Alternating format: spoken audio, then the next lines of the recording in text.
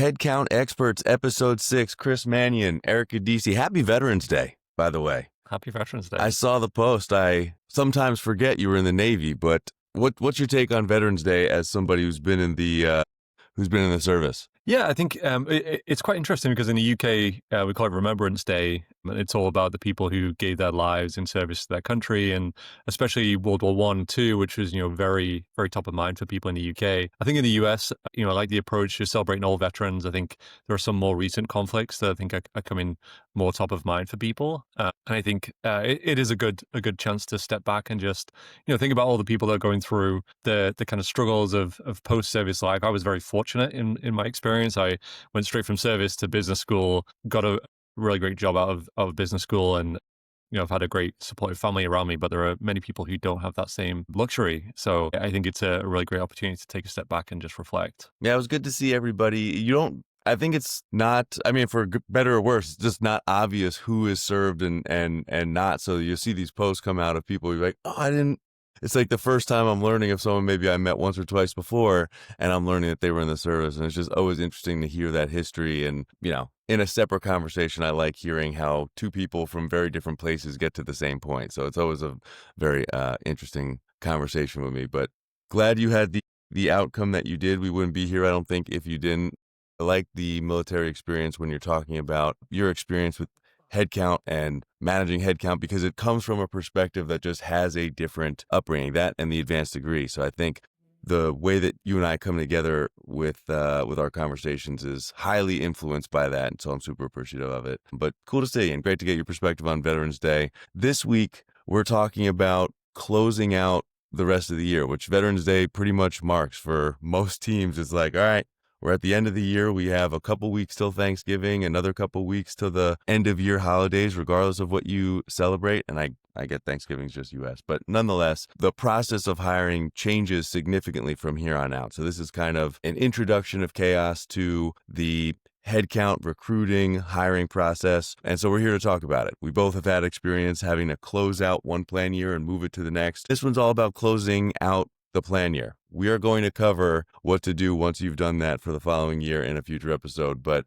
because of the nuance and the specificity of how things go here, we will be covering in this episode everything you need to do about closing out your headcount plan, what actions you need to take, what you should be on the lookout for, and all the different nuances that have to do with closing out the plan. So let's dive into it. When was the last time you closed out a plan, and what was that like? Yeah, so coming into 2025, I was on a deep engagement, and we were kind of looking at what's going to change 24 to 25, and how does all of that play out into actually making sure that you kick off the next fiscal year in the strongest way possible. And I think it's quite interesting. And we dig into details about our kind of shared and then different experiences, but it's kind of like three things that are kind of top of mind for me. I think one of them is actually learning what changed over the course of the year, like what's different going into the coming year, the variance side of it. The other is the kind of clean data and actually ensuring that you end the year with a clean data set that's going to be helpful going into the following year. And then the third is, especially for global teams, thinking about regional variations in actually what happens at the end of the year. What are all the different kind of variables that are going to impact kicking off the next year with a strong start, and going into 2026, I think a lot of people are going to be starting to think through those things now. Yeah, I think so. I've done it a couple of ways, right? So before I started Headcount 365, when I was at Unicorn Town, it was a consulting firm before it was a community for companies that were in scale-up mode, and we would do a lot of spreadsheet conversions. And what they would buy from Unicorn Talent was, what is the way to do it? So what are the things that you can do regardless of what your tracking system is to ensure that everything from 2025 is accounted for and communicated to everyone who needs to know? And then how do you manage the expectations of any changes through the crossover back to the business, whether it be a candidate, a hiring manager, or a recruiter? And so the spreadsheet-based process has there is manual work to it that just requires some discipline, which we're going to talk about. The Headcount 365 version, it kind of automates a few of the things about crossover, specifically when it comes to reducing duplicate positions or tracking a specific ID through its life cycle, or managing a hiring manager who has an open role today that they want on next year's plan, but they're unsure as to whether or not it will carry over. So there's a lot of like that little nuance that I want to dive into today. But the thread across all annual crossovers is that there is many stakeholders looking for a way to understand what happened in one place, what will happen in the next, and there's a focus on reducing duplicate and reporting the performance of what you've done in a given year. So I'd kind of like to start with process, right? So when you're closing out a plan year, what are you looking for? What is the process? When does that get started? And how do you navigate that as either a workforce planner, headcount planner, or someone on the recruiting or finance team, right? Like, what is the process that you do to close out a headcount plan? Yeah, I mean, I think the first thing I want to do, and you touched on it there, is deduplication of effort across different teams. I think you'll find at the end of the budget planning season, which is, I think, what a lot of leaders are working through right now, there's going to be a number of different spreadsheets, and even each individual leader is going to have spreadsheets from their direct reports, and they're trying to consolidate all of the different asks and capacity plans and everything else that are going to come for the year ahead. And understanding how that can be consolidated across multiple different departments. So really, kind of first thing I want to do is get this like solid plan of these are the baseline expectations. This is what, as an organization, we believe we're gonna need for the coming year. This is where we currently stand, and this is our hiring plan. This is our potential attrition. This is our dynamic resource allocation plan, or our kind of redeployment of resources, and ensure that everyone understands that there is one plan and that all of the assumptions that are moving forward are going to be based on that plan. I think what you find, and we've probably both been through kind of spreadsheet hell, where you actually are trying to consolidate an open rec versus a planned hire versus an actual hire, and then trying to tie everything together to just kind of create that baseline. But actually, once you've got that in place, send that back out to all the leaders and say, this is what I understand to be true based on what you've told me. And so if you're happy with this plan go forward, we're going to use these baselines. We're going to set these headcount targets by quarter. We're going to set this as the baseline headcount as of January 1st. And so all future decisions are going to be based on this source of truth, not on spreadsheet version 3 that sits in someone's drive somewhere, but actually the kind of consolidated views. I think most important, process can be a painful word for some people, but I really like getting that process in place early because that's going to reduce a lot of questions, a lot of confusion, a lot of data issues further down the road. And so once you have that in place, you can actually start the more kind of productive conversation and the kind of more fun side of planning, and actually trying to understand how you're going to get that in place. I would imagine that kind of painful process has probably been fixed using Headcount 365, but I normally sit in between a dozen different spreadsheets to try and consolidate that. Right. Yeah. I would say my first step, very similar, right? Figure out a source of truth. What does everyone think is open versus what are we planning to do for the remainder of the year? The second thing I do is identify my high variance items. So there's things that we know are going to happen, and there's things that are in flight. This is what everyone's attention is going to be focused on. And then the third thing I try to do is align the strategy of what headcount is to the actions that I'm going to take in that business. So for example, the single source of truth I think we've already talked about, which is just what are we doing? And for that, I like using a unique ID. I like using a gated request and approval process, even if that's a change to a previously existing ID, but I want to know all of the things that have happened. And I like an activity feed on that requisition. We talked about it in a previous episode, a change log that could just be 10 different types of changes that are requests and what their sources are. Those are the things that I'm looking for that specific management. So as long as I have one ID per role and I know exactly how many roles are out there, I have a general idea of my source of truth, whether I'm using spreadsheets or a system. When I'm identifying my high variance roles, what I'm looking for there are the roles that I think are going to be high stress, high update. And those are roles that are either in progress recruiting or in progress approval, or may not be specific to a backfill. And when hiring managers are engaging with the recruiting team, they have some sort of goal to finish by the end of the year or something that they're trying to do before the start of the next year. And so those are the roles that everyone's going to be caring about. Sometimes I use my prioritization system to kind of highlight what that is, and I'll unify all of my P0s across all of the executives so everyone's on the same page. We'll get into this in a second. And then the third thing, where I'm looking at what is the style of the business. Companies have different styles of how they close out headcount plans. Some are use it or lose it, which has its own second order effects.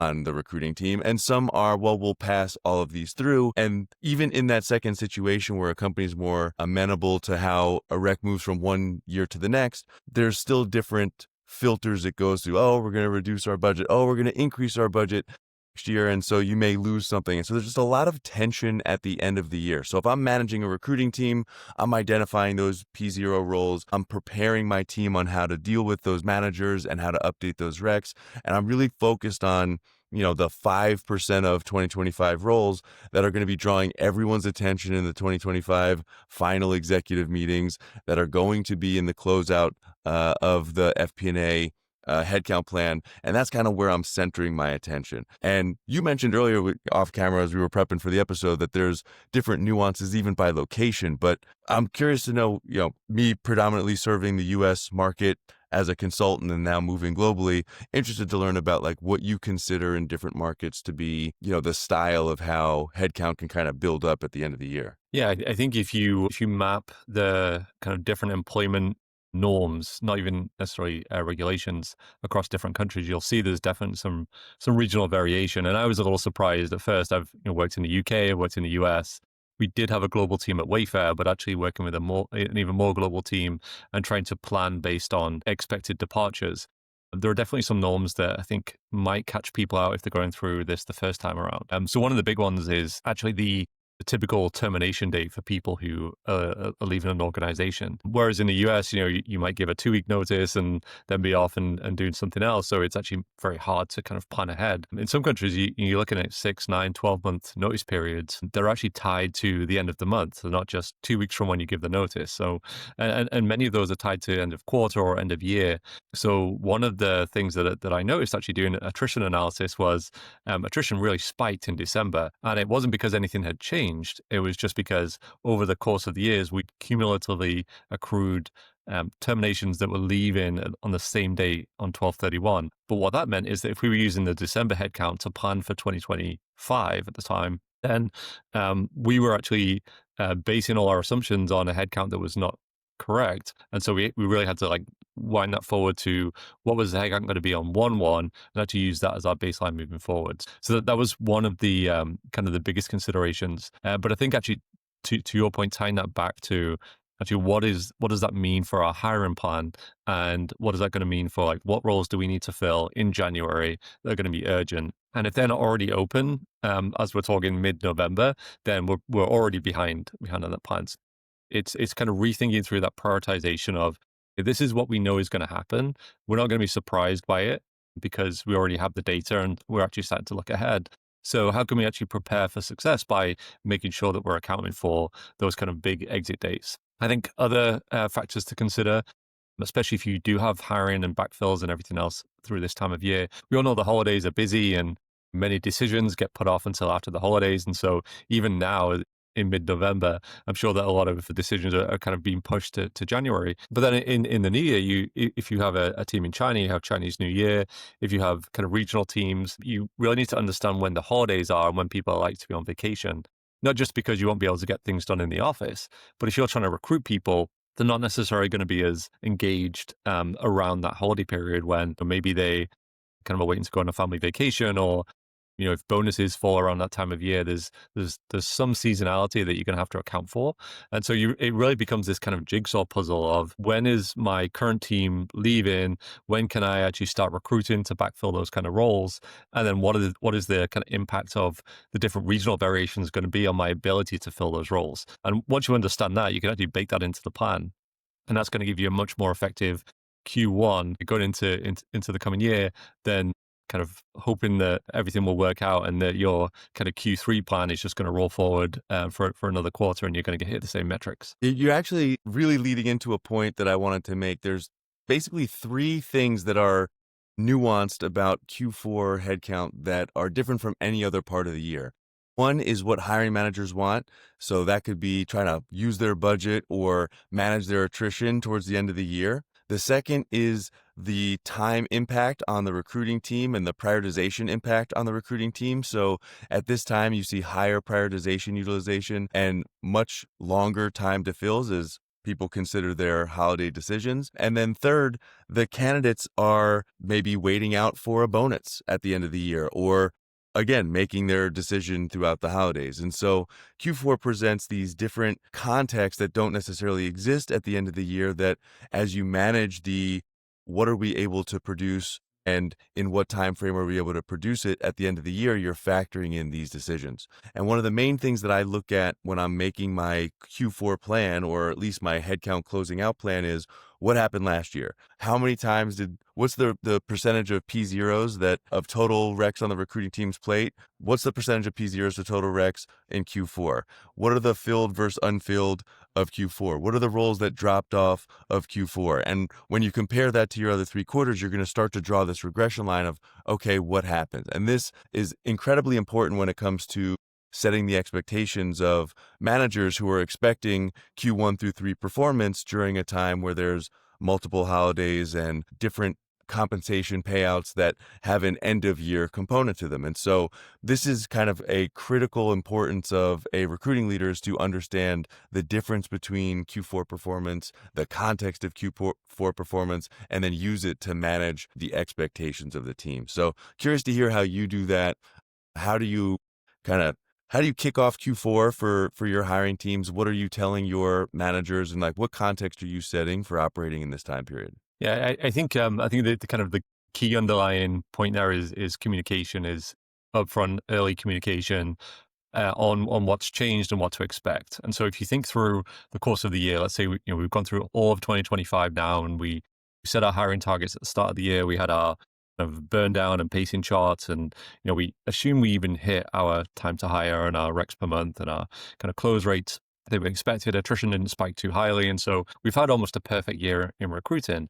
But now we get to the end of the year, we've got our budget approved for next year, and all of a sudden the priorities have changed. Now this kind of model that the TA team has been following, where you've got first in, first out kind of approval in the queue, because when you hit revenue targets or when you hit kind of backfills, that's when new recs are getting approved automatically. And so you kind of have this cycle going. Well, all of a sudden you're completely changing that whole process. And so you've got to account for that new setup cost of actually completely reconfiguring the prioritization list. And so if you're 50% of the way through a rec that is now being deprioritized, you actually have to start that over again. And so we've kind of discussed this on previous episodes of the kind of tactical implementation of actually thinking through the supply of talent. But when you start again, that's actually going to kick off that 3-month time to hire, or however long it is, before you get that kind of that position closed. And so understanding that, even if you have had, 6-week time to hire over the course of the year, and you've had this kind of steady cadence, you have this agile recruiting team,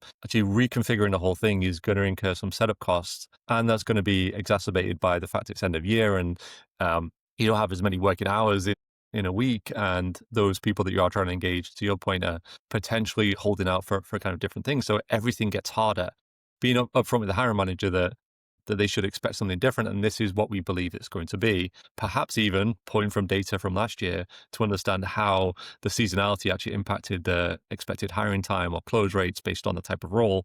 And you can actually start to come up with some kind of good ideas and say, we're going to open this role right now. We're going to try and get ahead of the holiday season. But, this role will probably not close until February or March, even though you really need it in January.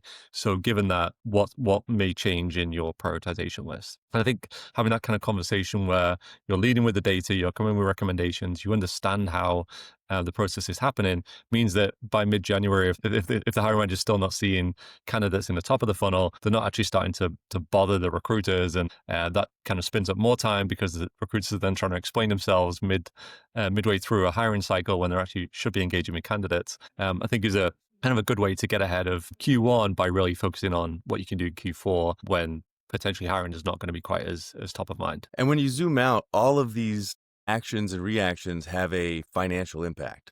So all the things that we're doing to navigate what will be hired and how do we manage it with hiring managers are now impacting the financial forecast that's set by your FP&A team. And so another very important consideration in terms of how do you manage the Q4 transition is how do you communicate this information to finance? What is their expectation from the information leaving the recruiting and hiring manager conversation and entering the FP&A tool? So there's three things that I care about with the financial conversation. One is the performance of the people we've hired this year. So you thought we were going to pay X and we actually paid Y.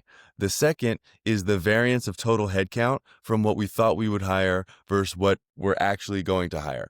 And the third is the management of the transition of not only Q4 recs into Q1, but a real expectation of what's going to happen in Q1 based on the plan that's released to us in Q4. So we've talked about this in previous conversations. If you want something hired January 1st, you can't release the 2026 plan on January 1st and then expect that start date to happen. I think there's a big gap between on-paper planning and real-time planning that great TA leaders or great FP&A business partners manage that conversation up front. And so one of the big things that I have done year over year or quarter over quarter is a QBR, which I now give away the QBR that I've done for many different companies on Unicorn Talent, so you can go download it. A lot of it's built into Headcount 365 to try to give you that year over year metric.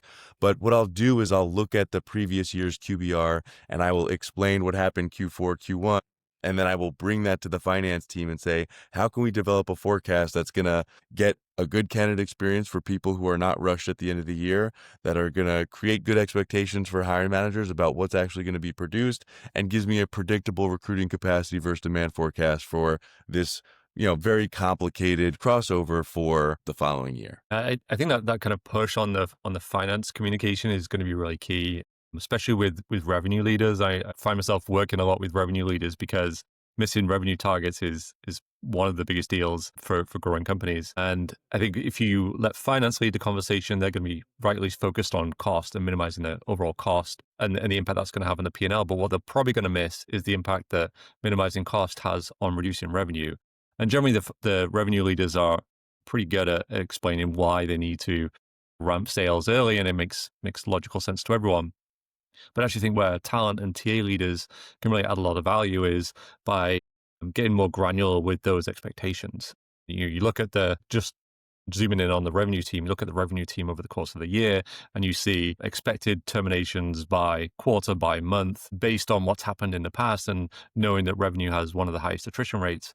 And then you can start to see, like, what is the risk to the top line?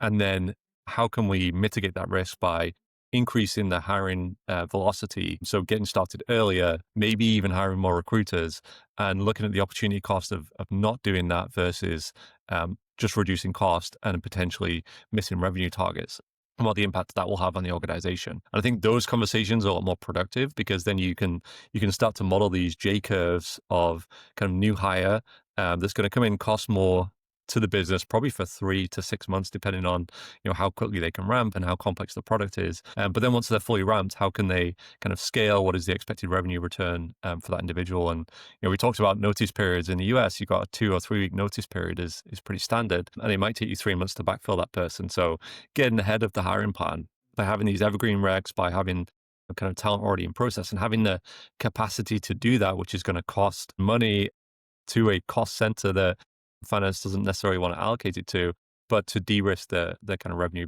based on that.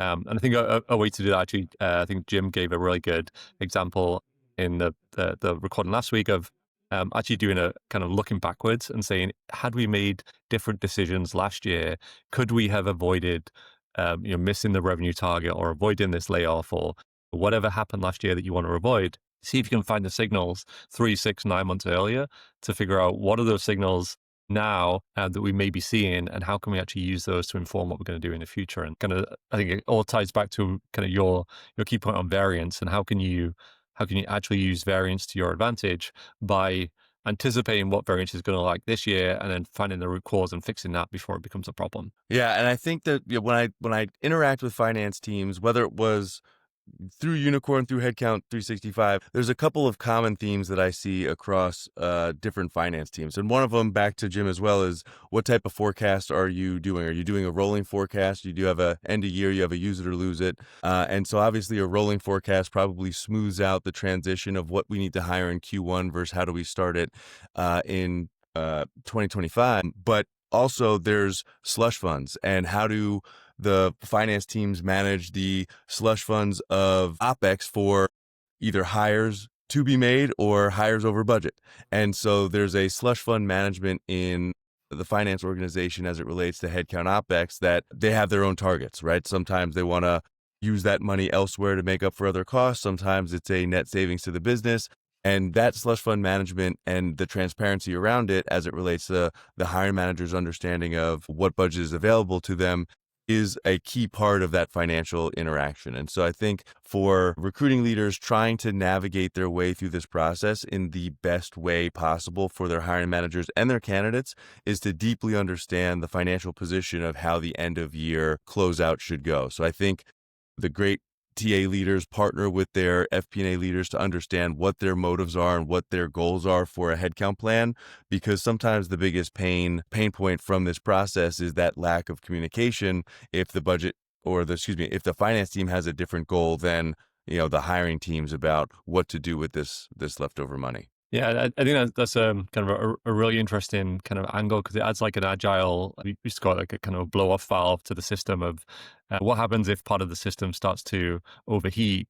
Do you have that capacity in order to kind of relieve that? And losing a whole team because one of your senior sales leaders has left and actually recruited all their best performers from their previous team, could then instigate that kind of quick blow off valve of like, how can I actually pull money in, hire an external recruiter that already has those relationships and rebuild that team as quickly as possible, so we don't lose 10 million in ARR. That's going to tank the business and maybe miss our next funding round. So it's kind of like understanding the options that are available, but also the trigger points that those options need in order for that capacity to be available to you. Yeah, I think as a recruiting leader, getting into the executive conversation is always the easiest during the headcount planning process, because you're a critical part of the conversation about what is possible and what money do we expect to spend and what is the sentiment of the team requesting the headcount. So as a TA leader, I think after the headcount plan is created, you are now producing what the request is of the business. The order has been placed. I know we're not order takers, but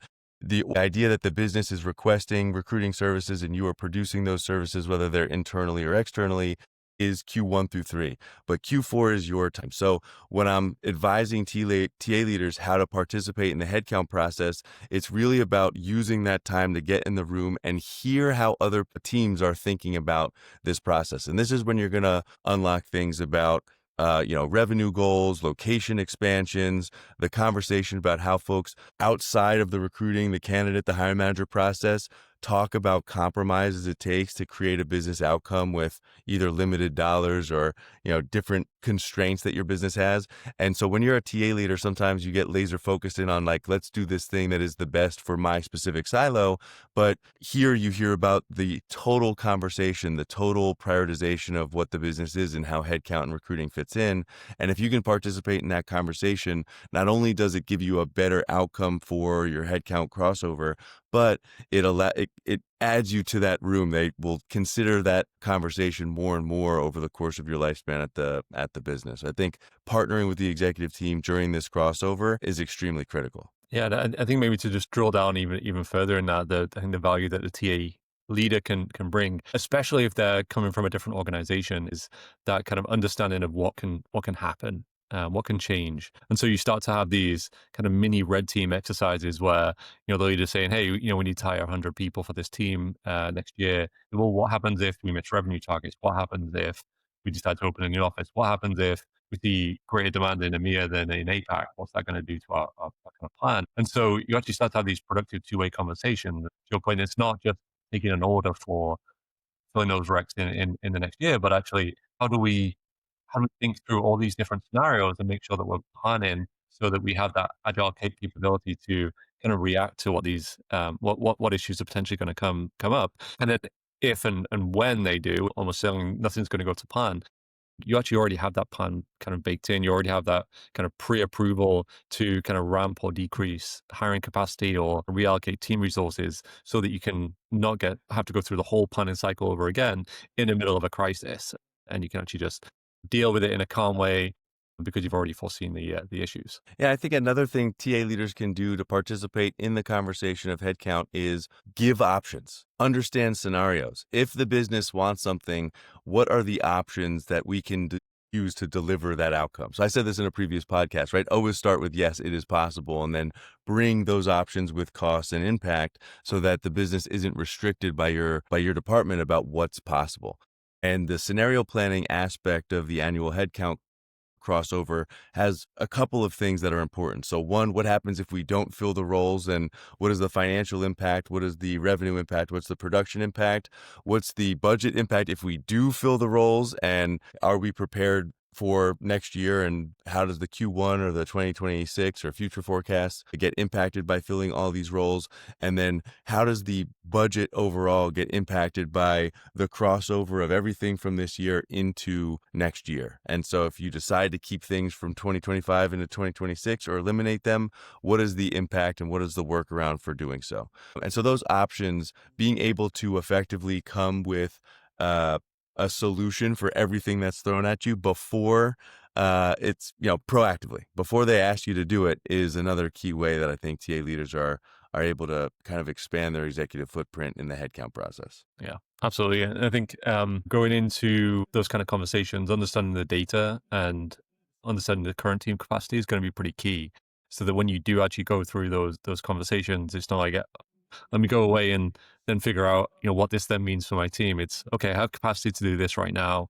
If this changes, this is what my capacity would be. We might be over capacity. We might have to reduce the overall team size. If we go the other side and we have a more optimistic scenario, then I actually need to ramp the team based on what's happening. And in order to do that, when do I need to know that this scenario is actually playing out in order to build the capacity that I need on the recruiting side so that it can fill those roles that you'll then need. And so kind of going beyond just what if this happens, what if this happens, it's okay, what if this happens, when will we know that that scenario is likely to happen? And then working backwards from there, when do I actually need to take action in order to make sure that we're still on track for whatever kind of the plan dictates further down the road. It's all thinking in kind of time horizons and decision point dates so that you're not kind of left wanting when something does change, and you're kind of always staying that kind of one step ahead. Starting off in campus recruiting, I think was pretty helpful for me because it forced me to think in these kind of chunks of time of this is what's going to happen here, and we're going to have a definite date cut off of how many people we know we've hired and what the kind of the average quality of those hires is likely to be based on kind of the different factors that we would consider. And so that would then change the plan for the kind of next cycle, which would only be 2 or 3 months later. And you kind of start to have this kind of agile, like if this then that approach, which I think is kind of good practice overall going through any annual planning cycle. Yeah, the crossover is a crazy, it could go any direction. And what I always advise any team really, but you and I coming from TA, especially because they have the most communication that they're responsible for, is have the comms prepared. Yeah, if you're going into if you're new to a company, know your different outcomes and prepare your comms for any situation. If you've been at a company more than one headcount planning cycle, learn from a previous year and have your communication ready. Those communications need, what are we going to say? What's our message? What's the reason? And what's your escalation path? So this is for candidates, managers, and recruiters. So for candidates, as they're going through your 2025 kind of closeout roles, if you're going to cancel the role, if it's not going to be hired, the worst thing that they can have is just a perpetual, what's going on with my role? Am I getting hired? Am I not getting hired? That's the worst. I think I've seen that permeate a lot, especially throughout the last few years where a headcount has been reduced and AI is coming into play. So do we need this role? Do we not? Leaving the candidate hanging is the worst, and it happens the most in Q4 because of the situation. The hiring managers, you may be the lightning rod between the business having a conversation and the hiring manager learning it. And so long as you are able to communicate the status or priority of their role or their requisition and then have an escalation path, and that escalation path could very well be you just taking it. That's an option. And so be prepared for that. But having an escalation path, like, oh no, this role may or may not happen. I'm focused on these priorities. Everyone's all about the business until it's their specific role. So you need to have that person have an escalation path. And to get that escalation path really working, you need to take partner with their manager. And so the last is recruiters. When you're having someone who is tied to production metrics, and everyone has their own scorecard. Myself, it's in Headcount 365. It's included. I have mine, right? What offers did you accept? What was it relative to your capacity? Were you on time? What was your workload? When you're at the end of the year and you're changing things, you're changing the predictability of their outcome. And so in the world of skill and luck, this could be the difference between a high performing recruiter getting a 4 out of 5 and a 5 out of 5. And it's just the luck of the draw, unfortunately. And so you need to be able to manage those expectations with your recruiting team and talk about the Q4 process and manage those expectations as a leader, or else you're going to have some MPS issues on the recruiting team.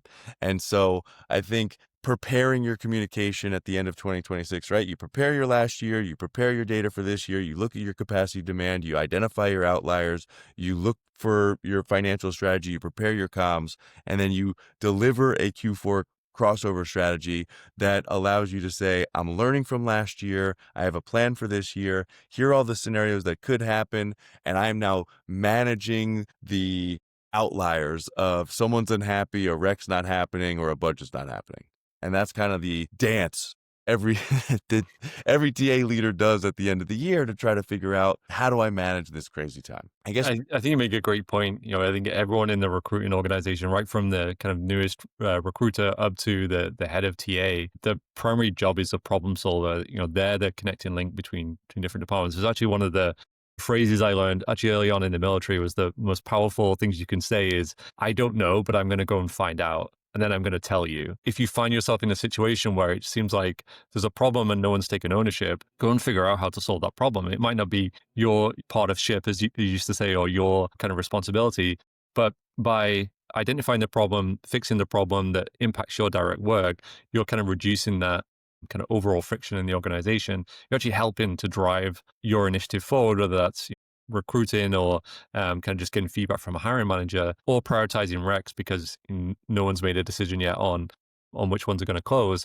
and at least being able to have the information to give back to the candidate or the hiring manager or the executive team member who is still trying to figure out why their role's not prioritized. I think even the most junior recruiter can use that phrase and say, I don't know the answer, but I'm going to go and find out, and then I'm going to tell you. Yeah, I think what you're saying is like a core competency to being a talent partner. So I've seen a lot of different, like in the different recruiting communities, and even, HR business partners, FP&A business partners, I've seen this idea of like from recruiter to talent partner. And what that is the skills of a recruiter to maintain the ambiguity between what is and what will be is the skill of a talent partner, and you lean on that, you borrow against it, right? I don't think the standard of a recruiter is to, manage the variance of a decision team during a headcount process. However, the skill to be able to do that and flex that in Q4 not only is something that I would prepare my communications or build into my QBR as I go into Q4, or something that I would prepare my recruiting team for, build into their performance review. Those are the things that you're going to like build great culture with, because if you have good data, good information, you have a good process, then you can then disseminate that down to the tactical partners to the business that can go deliver that consistent message to a team that has the consistency of, I know what you're saying, it's the true all the way up to the executive team, and if I escalate, I will hear the same thing from my supporting manager or my FP&A business partner. So you're not creating, I think hiring managers have a job to do, and they're going to take the path of least resistance to get it done. And if they want something filled, or they believe it to be filled, and they want it to be a priority, and it's not, they're going to try anyway. And that's what makes them great. But you need to be able to have a unified approach to this type of stuff. It's why I've been so focused on single source of truth. It's why I have a high priority module built in. It's why I focus on year over year data to kind of learn from the past so that we can better manage expectations. Crossover requires the most skill, the most partnership ability for any of the 4 quarters of a given plan year is no coincidence. So yeah, that's the way I look at the role of a talent partner, HR business partner, FP&A business partner, is the better your communication is as an executive team and as a process, the easier it will be for those partners to navigate their hiring clients and produce a better outcome for their teams. So that's where I stand on that. But let's recap. Let's Yep. take a zoom out of everything that we've talked about so far, right? How to cross 2025's headcount plan successfully into 2026. So one, it starts with knowing your data, knowing where you've been in the past, and understanding the culture of your headcount plan and the crossover, right? What does your finance team want to do? What does your recruiting team need to do? And what is your hiring manager expectations? And that's kind of the, what do we do? That's step one. The next is then building a plan. So what do we have left to hire? I need to identify my high variance roles, and I need to have a communication plan for how we're going to handle those roles. And then the last thing is, what is the crossover strategy? So when I have something that didn't get hired in 2025, what happens? How do I communicate it? How do we escalate it? And then once all of that's done, you will have a plan for 2026. What did I miss? I feel like that covers. I think that's it. I think you kind of, I think in each of those steps, each of those three steps, one of the key factors is communication. I think that's the glue that holds all this together. Communicating early and often and transparently, whether you're the kind of head of TA or you're a recruiter in the team and you're just trying to remove that ambiguity. I think that's going to be the key to going into 2026. Getting the plan correct, and then communicating so everyone understands what the plan is. And that way, the conversations happen, the hiring manager conversations happen, the executive team conversations are productive, and you know exactly what you need to do going into Q1, and actually what you can start doing at the end of Q4 just to get ready for a strong Q1. Right. I think, as a recruiting leader, you have two main jobs. You are the data pipeline of what's happening now. You're the real-time communication of what's happening at the end of 2025 so decisions could be made. And then you're the strategic partner about all the different scenarios and how they would play out during the planning process. And as we get into how to roll out 2026, we'll talk all about how you build a plan for the following year, how you set expectations, how you build a recruiting team, and how you disseminate a 2026 plan from being a piece of paper or a list of requisitions into a action plan for the first half of 2026 or whatever financial year you're listening to this episode. Hopefully many years in the future, we'll see. But we have a couple of great episodes left to go that I'm super excited to talk about, which is going to cover everything from finishing up this end of year process to then building a plan for the next year. And then we'll break for the holidays and come back with some strong content in 2026. Sounds great. Exciting times. Yes, very much so. All right. Until the next greatest episode we've ever recorded, obviously, to date, although last week was pretty good. Jim was pretty good. Stay tuned for the edit. Happy headcount planning. What's my closer? Happy headcount planning for 2025. All right.